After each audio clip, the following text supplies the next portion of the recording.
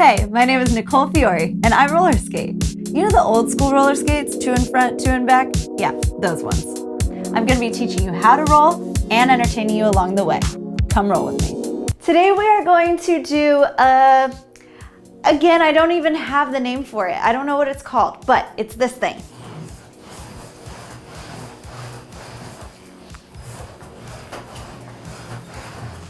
I do it a lot. It's not crazy legs. It's like a half crazy leg, and then you put your foot straight, and then a half crazy leg, put your foot straight, half crazy leg. In the like alternative downtown video, a lot of people called that a grapevine.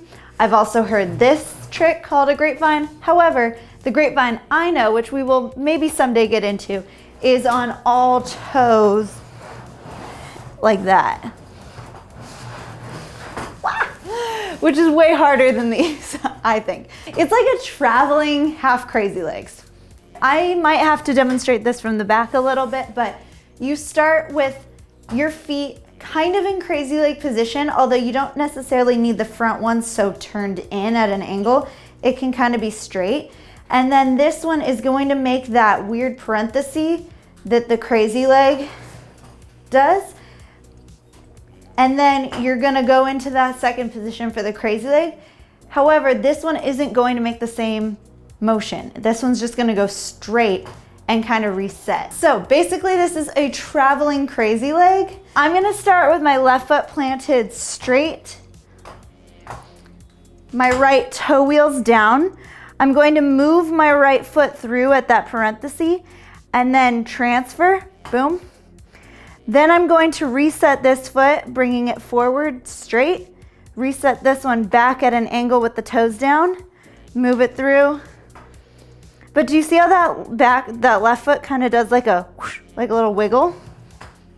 So if I start from the beginning, left foot is straight, right foot is at an angle, toes down, heels lifted.